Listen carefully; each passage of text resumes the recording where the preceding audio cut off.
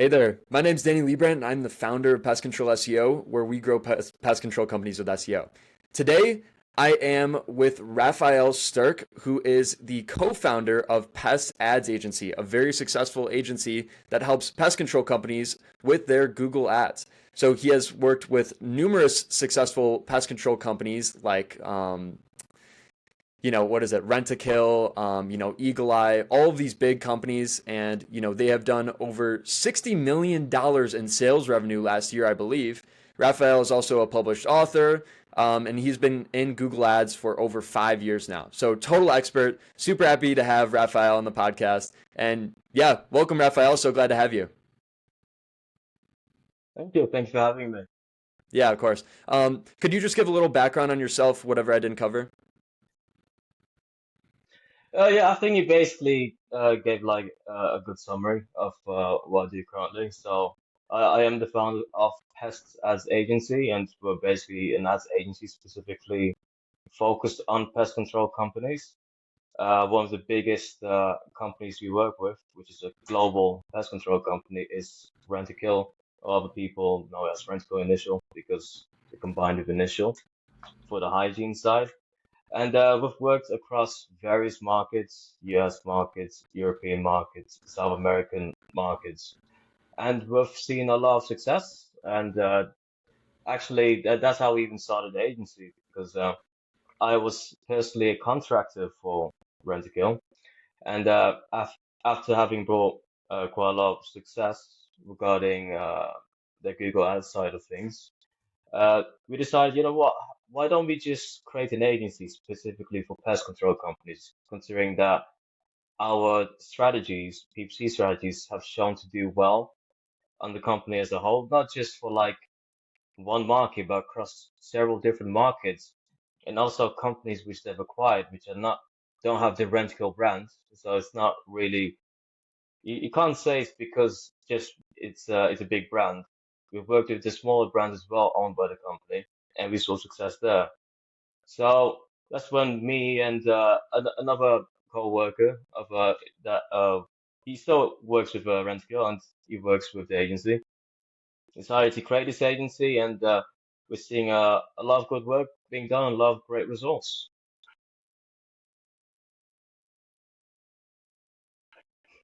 But yeah, that's just a summary of what we're doing right now. And I don't know if you have any more questions regarding like the specifics of Pest Ads Agency and what we do. Okay, awesome. Sorry, you cut out a little bit there. I don't know if I missed something. Yeah, can you tell a little bit more about how you started at Rent-A-Kill and what was that like, kind of jumping into a big company like that?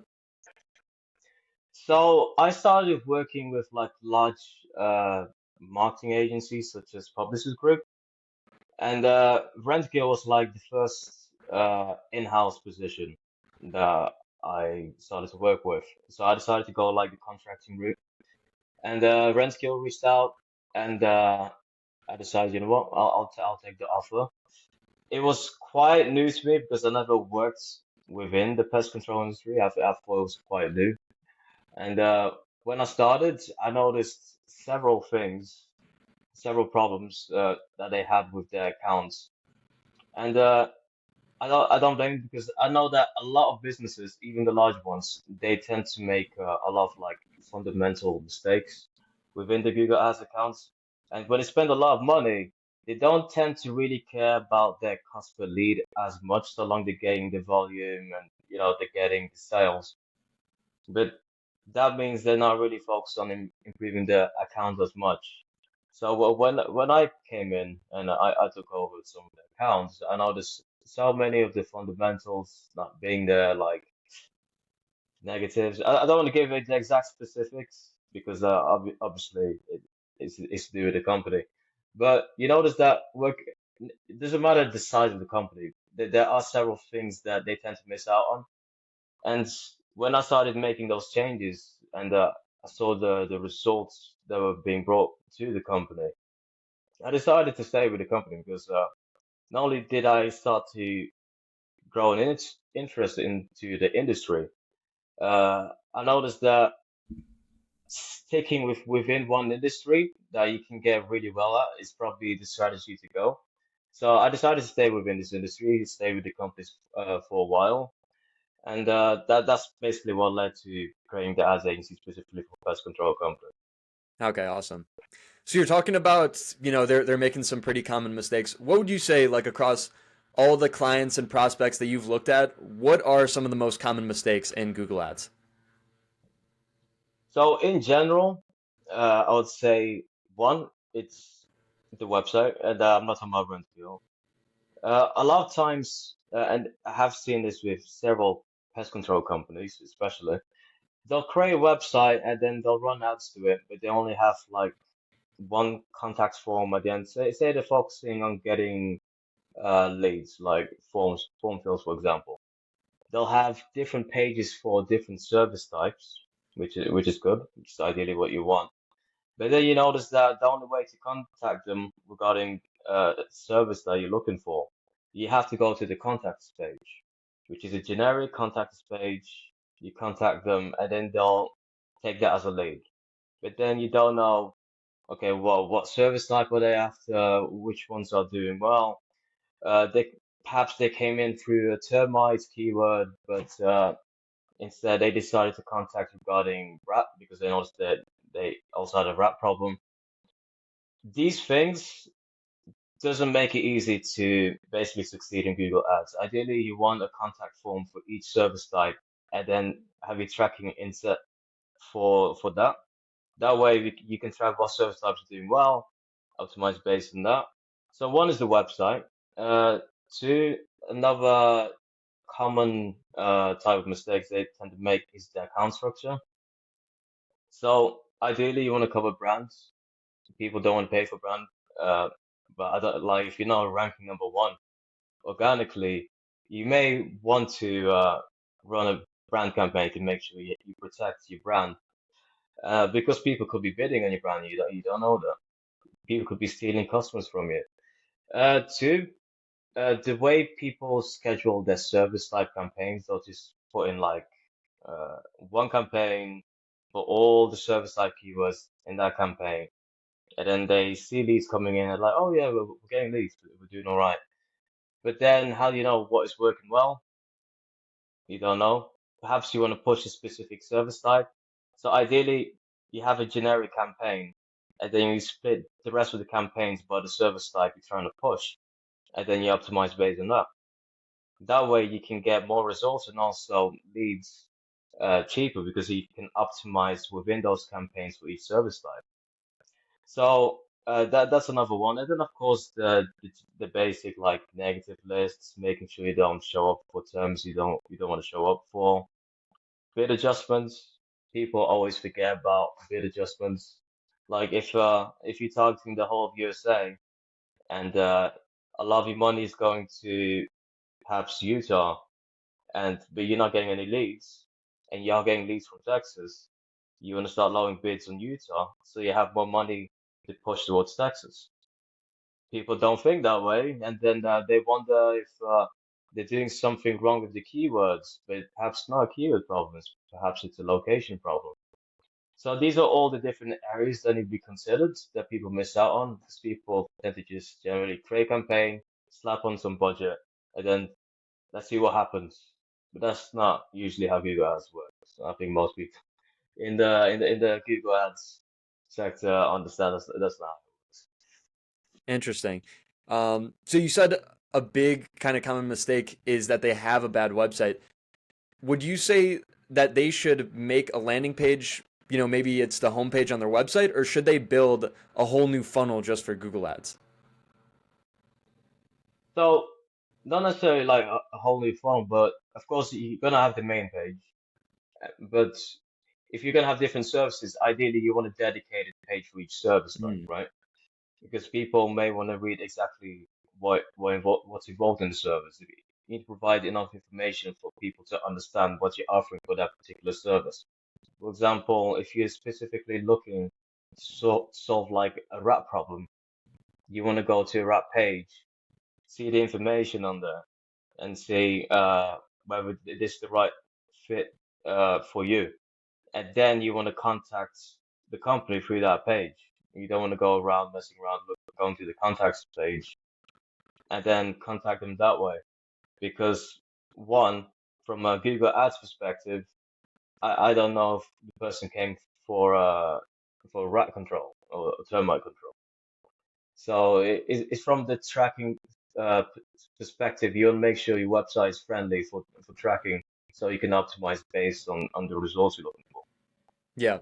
Is there anything kind of complex that you need to set up for tracking? Like, do you have to get Google Tag Manager in place and, kind of track every single event, or what do you do for tracking for your agency? So in general, if it's like form fills, generally speaking, then you can just use GTM, Google Tags Manager, and all you really need to do is have a thank you page and change the URL when they go to after they fill in the form, and just track that and have a different one for of course each service type. Have that. It's not very complicated. You just put in a code in the website. Make sure on GTM that you're tracking each event that is triggered, and that trigger could be the change in the URL. Make sure you catch that change in the URL, and then you tell Google that's a conversion, that's a lead. Google will count you as a lead. So as you're running ads and it's tracking these leads, you can optimize for what you're looking for. Okay, perfect. That makes sense. Yeah. So, when it comes to budget, is there a certain threshold people need to spend? How do people know how much they should be spending on Google Ads? Well, that's a tricky question because ideally, you can always say the more the merrier, but you have to also bear in mind that the first month you shouldn't be expecting leads straight away. So it has to be a budget you're comfortable with spending, especially in the first month, where you don't really expect results straight away. Because first month generally is for testing. What works, what doesn't work, where would you get more leads from, where can we push the budget, test different campaigns, different keywords. So it's basically enough budget that you're willing to spend where you're not expecting results. If you're spending an amount where you feel like, okay, I need results from this budget straight away, then perhaps it's a bit too much. So it really depends on the business. Okay. Yeah, you've talked to me about the testing period before. Can you go more in depth of that? Like, what does testing Google Ads look like, and exactly how long will that take? Like, let's say you're taking on a client, how long can they expect that to take? So first, there's a standard structure with the campaign. So um, you have the brand, then you have the service type campaigns, and then you have the generic types of campaign. Um, Say for example they want to target the whole of Utah. So we'll set the locations to the whole of Utah, target the whole of Utah. The campaigns, the way we would split it within the service campaign is by upper funnel, middle funnel, and lower funnel keywords. So you can have a wide range of keywords that you're going to be trying out. You don't know exactly which ones are getting leads yet until you start running it. So you would run these for a while to see, okay, where are the leads coming from? You see some leads coming through. Okay, so they're coming more from like the middle funnel keywords, low funnel keywords. Okay, then you look at the locations, which cities in Utah are getting the most leads. Where do we need to lower bids, as I mentioned before, within certain regions or cities? Then you look at devices. You're seeing, okay, so say for example, mobiles are getting 5 leads, and each lead is about $50, and computers are getting also 5 leads, but it's about $10. You can start lowering bids on mobile, so you push it to computer. At first, you want to see where the leads are coming from, so you can start shifting the budgets around. I mean, bid adjustments around to start pushing budgets to areas where it brings more leads. For the keywords wise, you're gonna go for your keyword elimination. So which keywords are wasting money, which ones are bringing leads. That's basically what the testing period is about. Which ones are wasting money, which ones are bringing in leads and not wasting money. And then over time, you'll realize that you're getting more leads and they're also getting cheaper. That's basically the testing period. Okay. And I wanted to ask because there's so many nuances to Google Ads. Like I've been in it before. I've run Yeah. Google Ads before. There's so much to cover, and I just went solely SEO. So, do you have any special hacks or secrets within Google Ads that allows you to outperform other companies that may be running Google Ads in the same area? Yeah, so through like having worked with several markets and several companies, we have come up with a standard account structure, which generally tends to work well and cover all areas. So when you have the brand, you have a PMAX. PMAX campaigns, a lot of people don't really like doing running PMAX campaigns because they feel like they don't have much control. But PMAX is very useful and shown to do work very well, especially in the pest control industry. So you would have a brand, the generic PMAX, that goes to the main page of the website, covers all areas. Then you're gonna have the service type campaigns that I've mentioned. You can have a generic pest control campaign, and then you're gonna have some display campaigns. So uh, you're gonna show for websites related to pest control, and your ads will show in the form of images. That's the standard structure we go with in the beginning. That has shown to do well generally, and not result in showing up in random locations where you're just wasting money. Also, starting from that, the testing period, because the structure has shown to do very well, it also has resulted in shorter testing period because in general the structure works. And then we optimize from there. So I'll say the main thing for us, especially in the Pest Ads Agency, is starting off with that structure, which has shown to do well. Um, what we like to do initially when we work with a client is also give them pointers of where to improve the site. If it has that problem where that I mentioned before regarding the contact form that not being in the service pages, we generally want them to work on that first before we actually work with them because we want to bring results as soon as possible because that makes us look good and it helps them. So Yeah. that's basically the procedure we go through with the clients. That's shown to do well. Okay, awesome. I also wanted to ask, do you guys potentially run like any special offers to get new leads? I mean, most pest control companies do like free inspection, but do you potentially do seasonal discounts or do you not need to? Usually, when especially with the clients we work with, free inspections, people tend to react well. I mean, the ads with like free inspections tend to have like highs CTRs. I think people like the free inspections. That's mainly that. When it comes to promotion offers, we haven't really run those, so I can't really say for sure regarding promotion offers. But I know that free inspection people generally like that because they want people to come check out the problem for free. I do. Okay, yeah, yeah. Yeah, no, free inspection is kind of the classic one. So, usually that works on its own. Like I've been now experimenting doing Facebook ads towards like various offers, and usually that is good enough. But I want to touch on Performance Max ads. I don't know, there's some controversy around Performance Max ads. Um, like, can you give more of your opinion on Performance Max ads, and also how people should kind of split up their campaigns? Maybe you should do 70% PMAX, or how should you kind of split it up and use Performance Max ads to the best advantage? So I wouldn't go more than 20% Oh, okay. in general. One, it's a generic PMax campaign, so it goes to the main website. It's not service specific.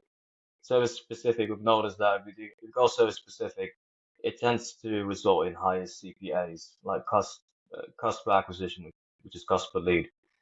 So it tends to work well when it goes to the main website. I do understand why most people don't really like it because there's not much of you can't really control what happens as much. But what we have noticed is there is one area which you can optimize, besides the ads, of course, and the assets. You can exclude cities within locations. So that is what we have done regarding optimizing PMAS campaigns, and it has shown to work in bringing customer leads down, and also resulted in more leads because budget is going to the right places. So, for example, if I'm running a PMAS campaign for Texas, and then we found that Austin is wasting like a third of the budget and not bringing in leads, we can exclude Austin, and now the budget just goes to the other cities. So that's a little thing you can do with PMAX, and it has shown to work. But in general, especially within the pest control industry, PMAX has shown to do well. So I Okay. don't really see an issue. Perhaps other industries it don't really work as well, but in pest control it tends to work well. Okay. In terms of making the ad, are you adding like pictures, videos? Are you adding as much content as possible and letting Google do its thing, or what's your strategy there? So we'll add the same ad copy that we use for like a brand. So of course you have the brand name, but then you also want generic like pest control terms like pest control service near you. The copy you'd use for the brand campaign you can use for the PMAS campaign, but also we'll be adding like images as well, generic pest control images because it's a generic PMAS campaign.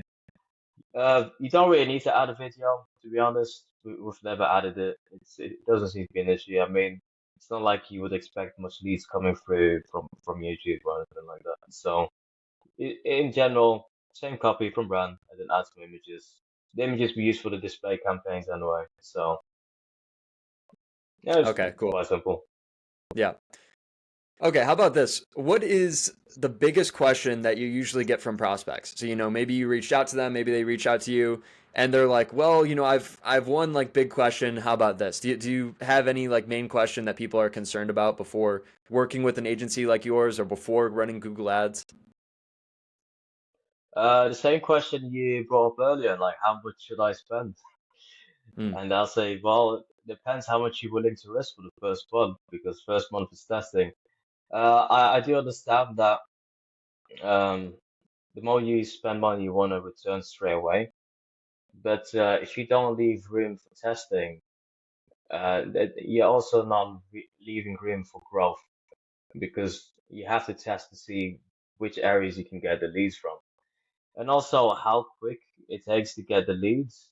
Uh, we can't give you an exact time of when the first person will come, but usually you would expect leads to come in through the first week, from my experience. But those kind of questions, we can't give like a specific answer, and ideally, people want a specific answer to those questions because they'll feel more at ease. They know, okay, if I put in money, I'll get a return.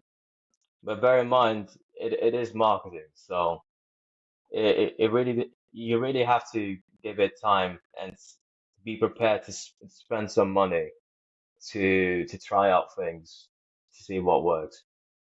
Definitely. Yeah, no, it's the same thing with pest control, or sorry, it's the same thing with SEO. Like, we can't force people to want to get pest control, and we can't guarantee that you're going to get a lead within the first, 24 hours. That's ridiculous, especially for something like SEO. It takes more time.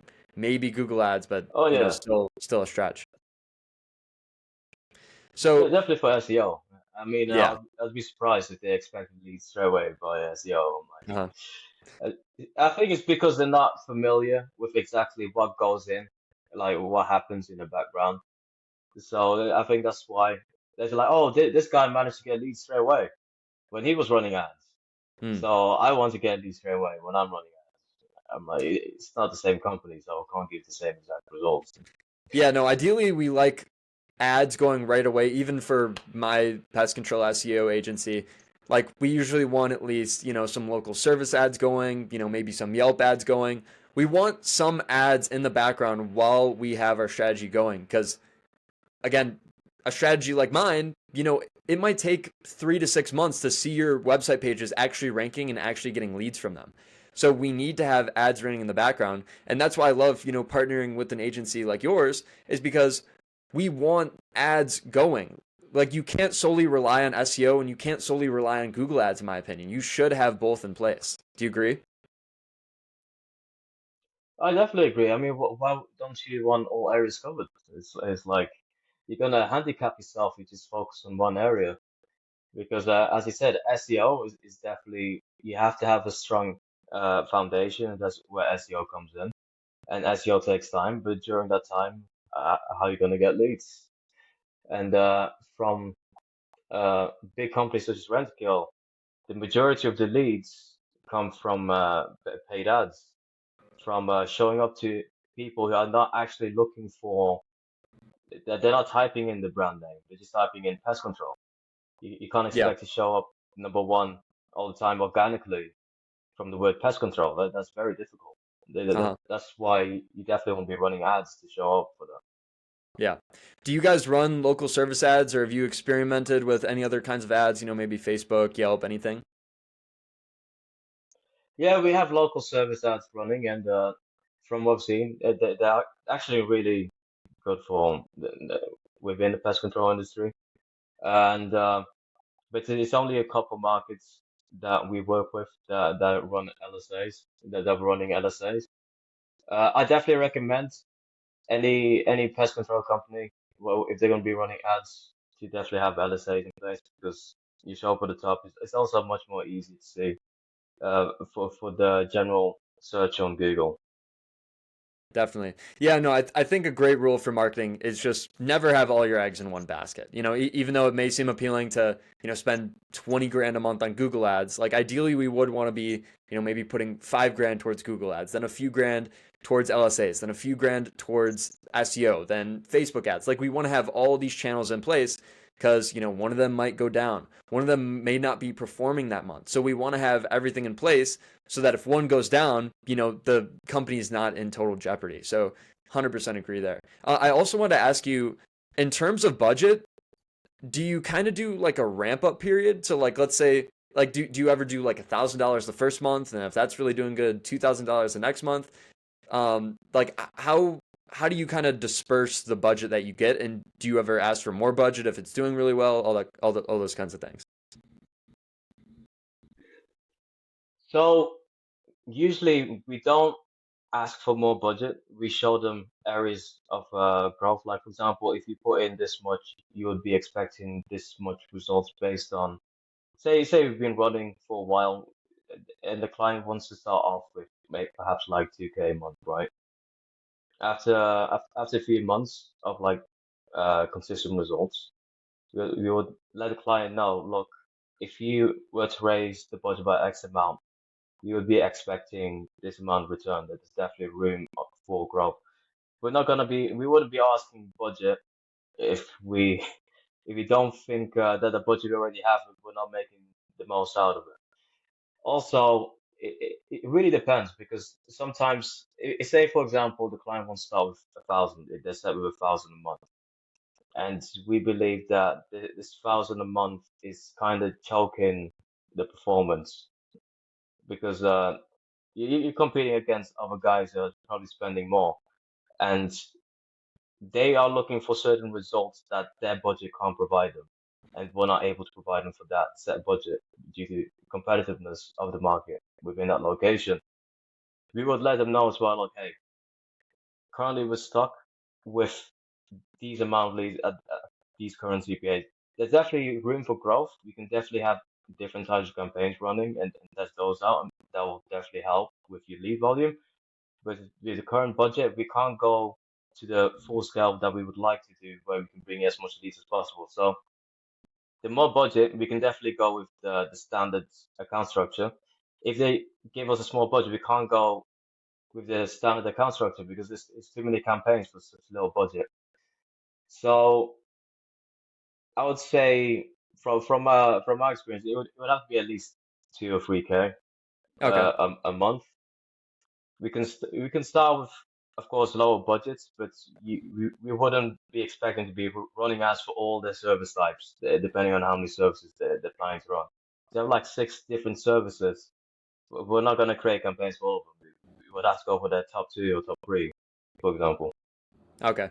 Yeah. So we basically covered like most of the setup and kind of what happens in the initial stages. what about, the next coming months? What should, potentially agency owners or pest control company owners that are doing the Google ads themselves be doing on a consistent basis? Like, what does the optimization consist of, and what do you look for?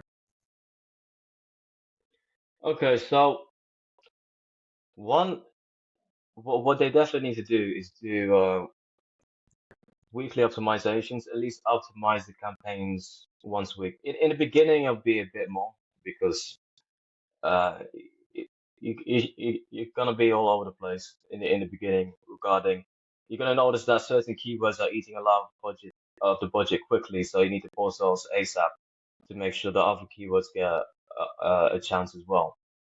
So I would say for like the first week, you'll definitely be keeping an eye to make sure not one area is taking all the budget. You want to make sure the budget is spread out as much as possible across the ad groups, the keywords, your locations, like different cities within perhaps the state you're targeting in the first week. After that, if you feel like it seems like the budget is being spread fine across the campaigns, you want to start optimizing on a weekly basis. You want to check, okay, where's the budget going to?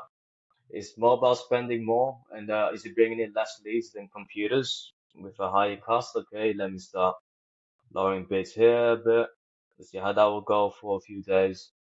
Let me check out the keywords. Let me check out the search terms. Which search terms am I being shown up for? Which I can add in so I can get more conversions coming through. Uh, those are the kinds of weekly optimizations you want to make until you start seeing consistent results. I wouldn't tweak too much after, of course, the first few weeks because if you keep tweaking a lot, you're making like hundreds of changes. You don't know exactly what's working. You need to give it some time. So after the first week, you shouldn't really be making like 10 changes uh, every couple days. Some people tend to make too many changes. They're like, oh, budget's going this way, all right, let me make a bit of adjustment there. This city's taking a bit more budget, all right, let me make a change over there. You have to give it some time because it's not like science. You have to give it enough time to see where the results, how things are being, how the optimizations are taking effect, and then you can come to uh, a justified decision of what optimization to make next. So I'd Okay. say start going slow and slow with the optimizations and take more time uh, as you're running the campaigns. That's definitely what I would recommend for someone who first start setting up like ads, start running the ads. Okay. Awesome. Are there any key metrics in particular you look for? Like, I know there's quality score, there's, conversion rate. Is there anything you look for in particular? Like, let's say, there's, a really bad number here. We got to turn off this campaign immediately. Um, See, there are like general rules, like they say, oh, quality score is important. Certain areas are important, but you don't really need to rely on them to get the results. You could get good results on an ad which may have a lower uh, quality score, or I mean lower strength. Um, the main things I focus on is so what I do is I look at the costs. Are there areas where they're spending and there's no results? That's the first thing I look at. Second, I look at, okay, from the areas I'm getting leads from, let me look at the cost per leads. Which ones are bringing in the least amount of conversions at the highest costs? Perhaps I need to remove these so the other areas got a chance so I can get the leads at a cheaper cost. And next, also, could you remind me the question? I think I just lost the train of thought. Yeah. Well, yeah, kind Yeah, of springboarding off of that. Like, so out of all those metrics on the top, I know there's a ton of metrics. I barely even use Google Ads. I'm yeah. more of an SEO guy. Out of all those metrics, which one do you look at the most? Like, what is Oh, the okay, yeah. ROI? So yeah, I start with the cuts, see where the money's being wasted. Then I look at the CPAs. For me, what's most important is the demand conversions coming in and the CPAs, because the last thing I want is spending way too much for leads in areas where I can push budget to areas where I can get more leads at lower leads. That's my primary goal at the end of the day. I don't tend to mess about with the other metrics when it comes to like quality score or the ad strength. If the ad strength is poor, if there's like certain things which are need drastic changes, like for example, very crappy ad with extremely low like a CTR, perhaps I'll improve that. But in general, if the CTR is above like perhaps 5%, I don't tend to really care about the CTR of the ads. I'm more focused on the keywords, the regions, devices, and then I'll look at the search terms for additional opportunities where I can get new keywords to open up more areas for leads. Okay, awesome. I want to get a perspective or like a scope on how important this optimization is. So like let's say you set up all the campaigns in the first few weeks or whatever.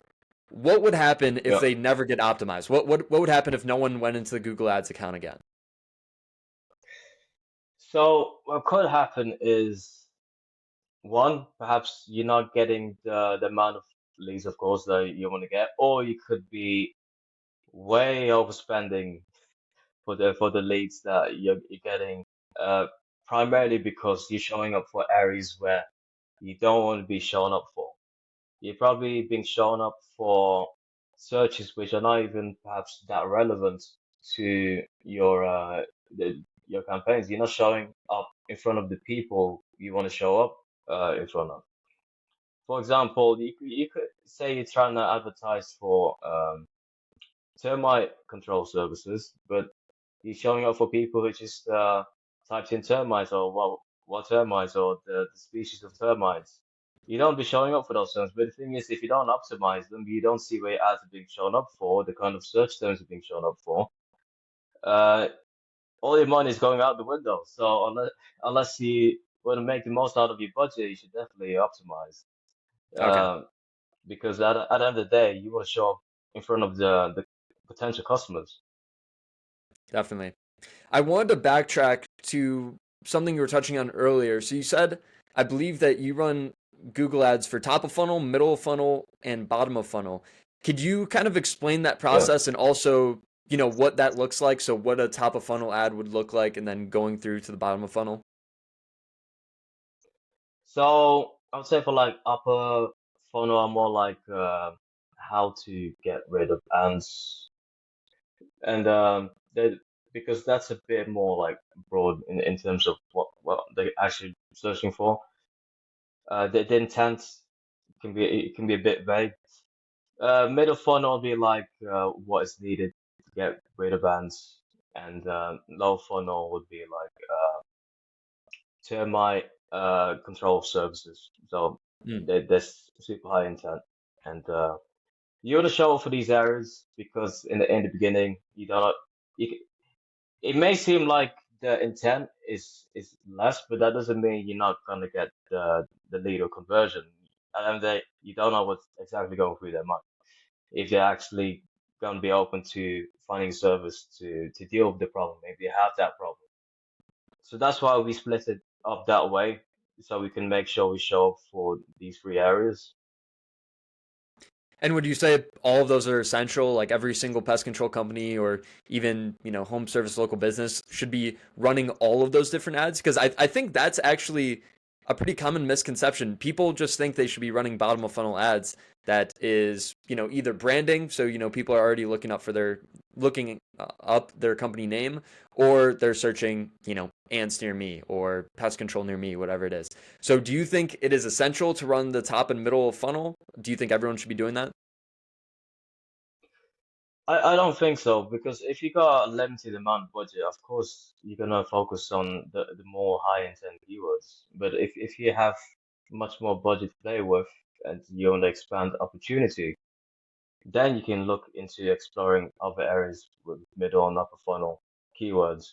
But if you're very limited by budget, I wouldn't recommend that because you're likely gonna waste some money. And that's where the testing period comes in as well, because the likelihood of wastage when you cover all these areas are going to be higher than if you just focus on the high intent. But also, you're going to leave out on opportunities for more leads. So there's a give and take. So it really depends where the company's at, I would say. Okay, awesome. Um, and going off of that, like, so actually, no, I had a completely different question. So I Uh, wanted to ask, what was it like working at Rent-A-Kill? Like, this is the biggest pest control company. I think it's actually the biggest pest control company in the world, isn't it? yeah, well, they are now because they also acquired Terminix. So Yeah. What was that they're like, definitely man? the Like, biggest as what was well. it? What was it like being in a Google Ads account where they're spending millions of dollars? Like, what was it? Anxiety ridden? Like, what was kind of going through your head? And how is it different from working with smaller companies? So what's better is there's a lot more room to experiment. That's how we came to our standard account structure because we did a lot of testing and we had a lot of budget to play around. And because it's a well-known brand, that leaves more room for error where you can still get leads because it's a well-known company. So I actually really enjoyed working with Renzi, and I still do because I still work with them. Uh, so working with the large budgets is great because you got room for testing. Also because it's international, you can work with other markets. So we've worked with other markets, and we're currently working with markets in South America, across Europe, US, Canada, and you notice that is very similar. I mean, certain type of campaigns tend to work really well. In Asia, display campaigns do way better than search campaigns, which we found surprising. But in Europe, it's more search campaigns doing better than display campaigns. So not exactly everything works the same, but it makes you realize that there's a reason why we have this standard account structure because different regions, different type of campaigns tend to work better. So yeah, I've definitely enjoyed and learned a lot of things working with Brentfield. Awesome. Yeah, no, I wanted to go more in depth on that. What is that like doing Google ads for pest control companies and, all kinds of companies across the world? Like, I mean, you already said that, it differs between maybe the particular structure, but are there any other big differentiators, the types of ads that you run, maybe you use different copy in certain areas? So you notice that what we use as like the high intent keywords, it's not really used across all the different markets. So for example, termite control may be used a lot in US, but if you translate that in Portuguese and use that particular keyword, it might not work as well. Maybe Interesting. maybe the like how to get rid of termites works much better than termite control, but because perhaps it's to do with the language, they don't really type that in when they're looking for that kind of service. So you notice that the different what you would think, what you would expect to work, because you feel like there's a high intent there and it's directly, related to what you're trying to sell. It's not going to work across all the different markets because perhaps the languages and how they search for things. Interesting. I think that's definitely a big one. So you have to translate the copy before putting it in. I've never done that before. Not the copy, the keywords. The copy would Okay. be done by the internal team, but a few cases we translate it. There are some good tools which are quite accurate. They'll use like Deep L, I believe that's what it's called.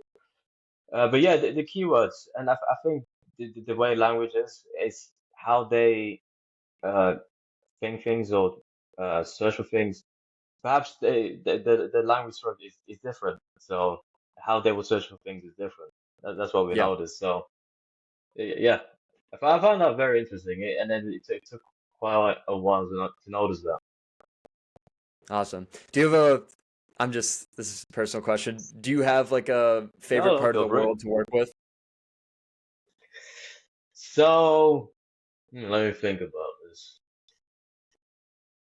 I would say Portugal and France and US and Australia Okay.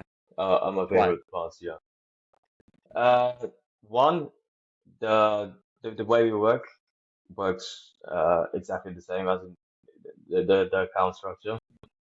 And also, it's much more predictable with when it came to the resource side of things. But when I worked with like Asia, and I don't really work with the Asian market right now because right now they got more of an internal team. After we brought in the results there, and basically became consistent results, they passed it on to an internal team that basically takes a look at it once a week.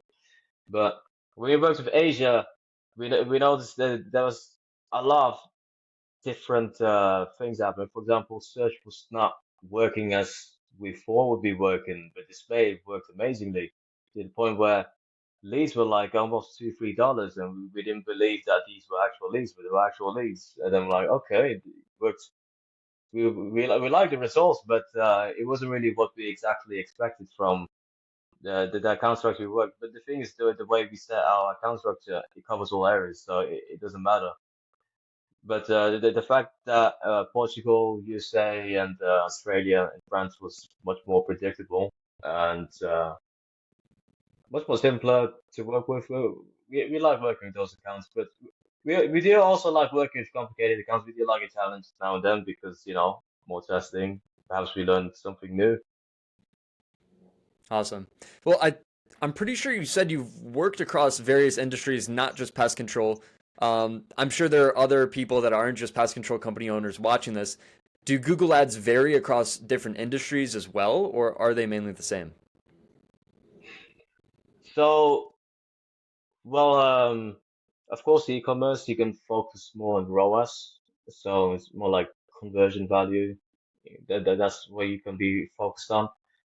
Uh, when it comes to e-commerce clients, yeah, I currently have some e-commerce clients that I work with as well on the side.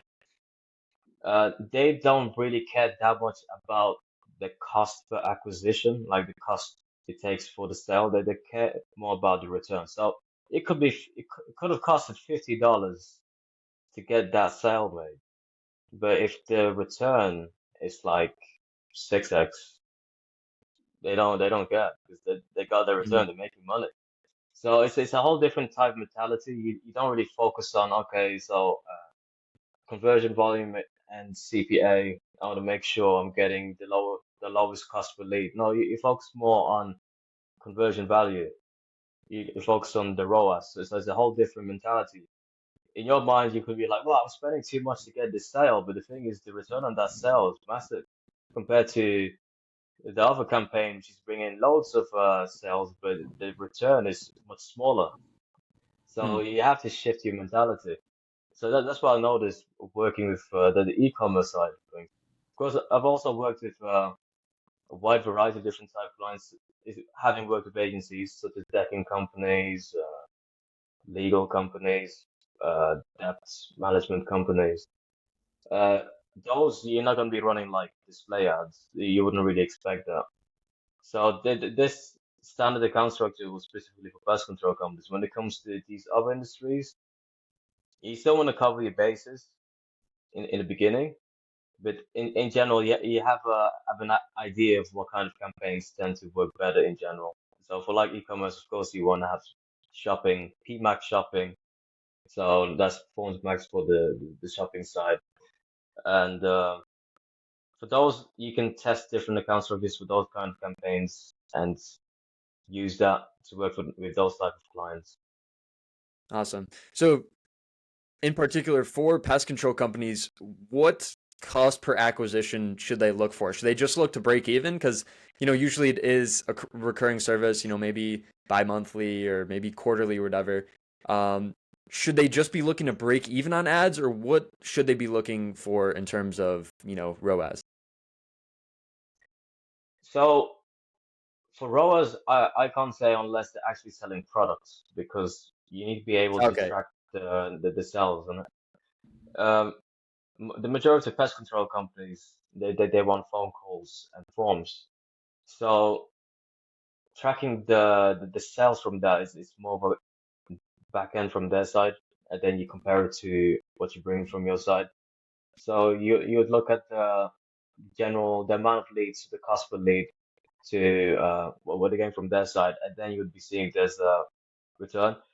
The cost per acquisition, that's not a set amount really, because it depends on the value of the service. Because if your service say takes about 5 leads and out of the 5 leads, one takes to convert. So actually, instead of it being 5 leads at $10 each, it's actually $50 because only one of those five actually became sale. And that sale was worth $500. You've made your return. And maybe at first glance, $50 looks like a lot, but when you compare it to the sales, you're making a big return. So it's a complicated question. I can't really give a set amount for that. Yeah, no, it's tough. Like especially when we're tracking how much money they're actually bringing in, it's tough because also a lot of these pest control companies, maybe doing, 500K to, 3 million a year, usually don't have a great backend in place. So they don't have a follow-up Yeah, sequence for leads. They don't have, a proper form fill. They're not following up with leads after the appointment. You've probably heard the term speed to lead. Like ideally, as soon as they fill out the form, we should be calling them. And, that day, ideally, we get to their house, making it as fast as possible. Because, the longer we kind of let that period extend, the less likely they are to convert. So 100%, I'm asked that question as well. And it's hard to tie what I do to revenue because, we can tie it to phone calls. But, if you guys aren't good on the phones and you guys aren't good on follow ups, then it's hard for me to say that like, oh, that's my fault because you're not getting these conversions. Like, look, I brought in the leads. It's your job to convert them. But I think that will be a goal for my agency eventually is to get the whole process in place and like we actually help you convert the leads as well and potentially even get the sales scripts and all that stuff in place. So yeah, no, I agree with you 100%. Another thing I want to ask you is what is something you wish you knew sooner about Google Ads? Like, did you ever have like an aha moment or like, oh, I'm so stupid. How did I not know this? so just before I answer that question, another thing that's worth noting is that sometimes you can get a lead, they don't convert at the moment, but they come back a month later and Hmm. then they convert. True. So there's all these areas that you have to consider. I think the most you can do is make sure that you're bringing in quality leads. That's the best you can do at Hmm. the lowest And cost possible. that's always through Google. I know several guys that are doing Yeah, Facebook ads for several different niches, and they're always fairly low quality, and you have to generate a ton of leads to actually then generate customers. Whereas, if we're doing SEO or Google ads, much more likely to convert and much higher quality leads. Because if someone is searching like pest control near me and we have the website ranking organically and we have Google ads for that, very high chance that they convert. So yeah, 100% agree. yeah. And then for your other question, well, when is my first aha moment? So that's a complicated question because I've had quite a few. I think my first one was the experimenting of different type of campaigns because in general, especially like when it comes to lead generation, like okay, search campaign and use high intent keywords. That's it. Now let's see what's gonna happen. But that's not a guarantee. It's just gonna come from a search campaign. You have to try the other campaigns, and sometimes you'll see leads coming through the keywords. So this was in the beginning when I didn't really know that much what I was doing. I was a bit stupid, well, in the beginning. So I would say like leads coming through the keywords I'm using, and you would not really tend to look that much into the search term to look for other opportunities which could have been added in to expand your lead volume. And of course, a lot of people don't like to play around with budgets of the campaigns. For example, you know display is doing better, but you're not really shifting budgets around between campaigns. A lot of people tend to try stay fixated within that budget for that campaign. And the smart move is basically, okay, display is doing better. Let me take budget from search, put in display. All right, got more results. Like people tend to just overlook that. I see that a lot of times, and I find it quite funny. So when I just started just basically freely moving bodies around to wherever it works, and then optimize from there, yeah, of course you're gonna get better results. I think that was like one of my first aha moments that I had, and they're like, "Oh, so how are you getting all these leads?" I'm like, "Well, clearly, uh, display is doing better, move more budgets to display other areas, but like, oh, but we don't know about the quality. Well, let's check the quality. Okay, the quality is fine. Then yeah, let's carry on with push more budget to this area. So I think it's people have like a standard process and they're too fixated in these standard processes and they don't like to look outside of the box. And they tend to have this moment where they're afraid that, okay, if I make a big change, it could mess everything up. But if your results are not really ideal anyway, you should try new things. Hmm. So yeah, I don't want to go too far with that. Just No, that was great. That was great. So, kind of last thing I wanted to ask you, let's say someone is kind of just starting out, maybe their company is doing 100K a year. Do you think it makes sense for them to run ads on their own? Like, do you think someone could manage running ads on their own, or should they hire out right away?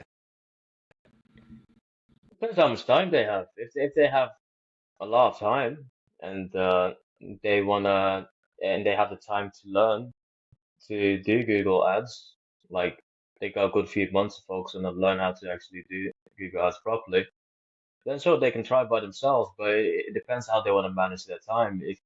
If they want to get someone who's already experienced within the area, within the industry, so they can focus on other areas where they can control their business, that's usually the more ideal approach, especially if you want to grow your business as quick as possible. You want to basically delegate as much as possible so you can focus on your own strengths or areas where you can bring in more customers and grow your business. Yeah. So I would No, say that's it my depends on the person.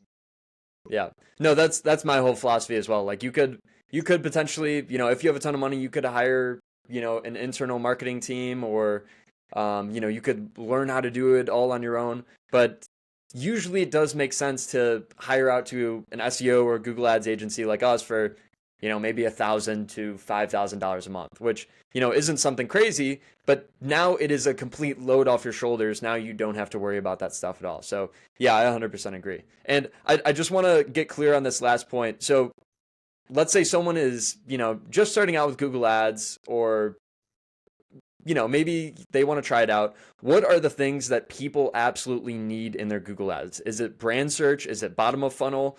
What should they do and how can they set it up? Well, if the company is not at a point where the brand is like super well known, you don't really have to focus on brand. You want to focus on getting as much as new customers as possible. That's going to be your main focus.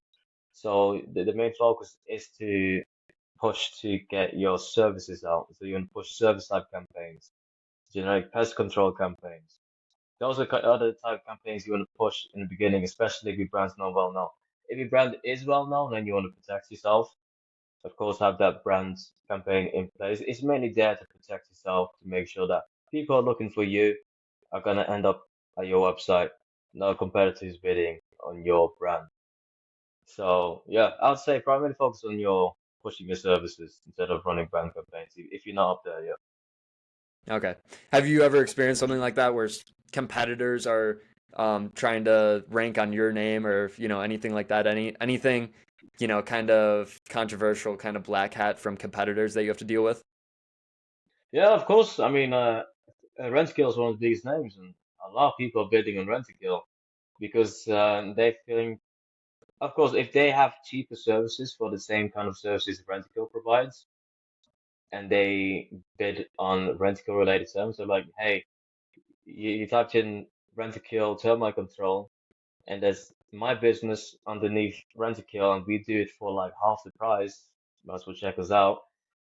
What people tend to do is when they search for something, they click maybe on the first five, open new tabs, and then they compare. And that's what I do usually. They don't. It's very rare that someone goes to the first one and stays with that first one. A lot of times people like to compare prices. So now that they're comparing your prices to other businesses, and then of course they'll go for the cheapest one. So Okay, you got to make sure you're protecting your brand. definitely.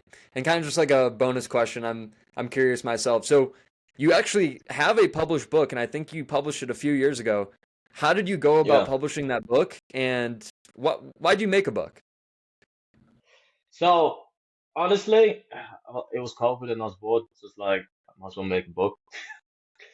But yeah, the book was basically to help people get into the digital marketing industry because uh, I did engineering in university and I changed to digital marketing last minute.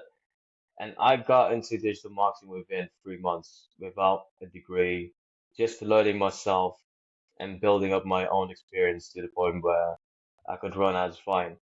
And that's how I got my first job. I want to save a lot of people from the typical route of, I go to uni for 3 to 4 years to study digital marketing and then start looking for jobs. Companies in general don't really care about your degree if you have the experience. They Uh-huh. care about skills. The last thing a company wants is to train you from the ground up because they know university probably didn't teach you correctly, Uh-huh. and then hope that you stay with them after they invested so much time in you building experience. They'd rather get a guy with experience than no degree because they know that he can get started straight away. So I basically gave a shortcut exactly. I made a shortcut exactly how to get your job within like 6 months, and I think from the people that bought the book, they said they had great results from it, and yeah, I'm glad I created that book. I actually Yeah. forgot about that book for a while, and I think you brought it up. So yeah, Yeah. thanks for asking. Uh-huh. Well, so for people that are looking to publish their own book, I know a lot of people that actually do want to publish their own book. How did you go about that? And you were, maybe 21, 22 at the time. What did you do? Is there, some complicated process? Did you have to go to a publisher? It's I think it's no for Amazon it's actually quite easy. You just upload the manuscript, you get a cover, then that's it basically. But I saw it as like doing some kind of like university dissertation. So I basically did it like I saw it as a dissertation you can get paid for. So it's like that's how I looked at it. So I was like, so when I created it, I did it the exact same type of format like a dissertation, the way it's formatted. And then I uploaded on KDP, got a nice cover for it, and then yeah, I just started running ads to the book, and I did see some success there. And the main thing is, I liked that I was able to help people. That was the primary thing when I uploaded the book, and ideally, I like to impact my life. So I'm glad it's still out there. People can still get it. If people are interested in getting into digital marketing, there's probably even tips. If you're looking to learn a bit about digital marketing, there's a few tips on how to improve in your digital marketing path. So, yeah, Awesome. Yeah, what's the book called so people can get it if they want it? the book's called Digital Marketing Careers 101. I think straightforward path to digital marketing career. It's a long title by Raphael Sterk. Uh, yeah, that's my full name. Awesome, man. Yeah, no, I told you I'm planning on releasing my own book later this year, so that should be great as well. Huge point of social proof. I really think that any business owner, no matter who you are, should have a book out there. So, if you are a pest control company in Austin, Texas, then you have the number one book on pest control in Austin, Texas. Like that is a huge kind of social proof factor. And it goes for any single business. So, mine is pest control SEO. Yours might be Google ads, some other people, whatever it is, maybe e-commerce. You have the number one book on e-commerce for, baby products, whatever it is, ridiculous things. But it is a huge social proof indicator. So I think everyone definitely should look into publishing their own book. So yeah, no, super I excited think to as launch well. mine as well. And yeah, I'll look into yours. I'll plan on buying that. So yeah, man. It I, was so I'm great I'm to. I'm actually creating another one.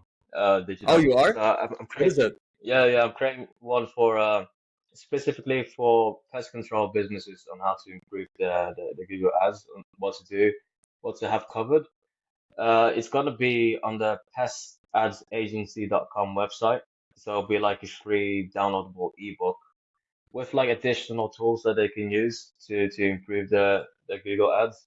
So that definitely should be coming out this month on the resource Oh, section this of the month. website. I didn't even hear about this. Yeah, yeah. Okay, The I'll ebook's definitely have to done. get that. Yeah, yeah, yeah. Yeah, no, It's gonna be free and downloadable. Anyone can go to the site and just download it. okay, awesome. Yeah, my Google Ads game is definitely lacking, so I'll have to get that, and I'll read through it and let you know what I think.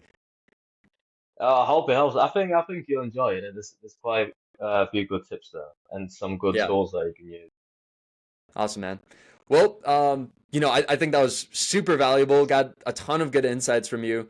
And yeah, so glad to have you on the show, Raphael. Thanks for having me. Yeah, man. Are there any socials, any websites that you'd like to plug? Yeah, just the agency website. So it's pestadsagency.com, there's going to be the free book available, and you can schedule a meeting with someone on the team, and we'll have a conversation, see how we can help you. Some people type in Pest Ads Agency, where it's just pest, but it's pests, like plural, pestadsagency.com. Okay, And gotcha. yeah, we would be happy to have a conversation, see how we can help you grow your pest control business. Awesome. And also in terms of your personal socials, I'll link your LinkedIn, any other socials you want to include. I'll say just my LinkedIn is fine. Yeah. Okay. Awesome, man. Well, so great talking to you. Again, learned a ton and so happy to get this launched. So this will go out this Friday. So I believe that's 20th, 21st, whatever it is. Okay. Well, yeah, definitely looking forward. I don't like to watch myself normally, but I'll definitely watch this one. Definitely. Yeah, no, I never watch these back. It's too cringy, but yeah, no, love to have these coming out. All right, man. Well, it's been great talking to you. I'm gonna stop it here, and yeah, I'll link you and everything. All right. Thanks. All right, man. Have a good one.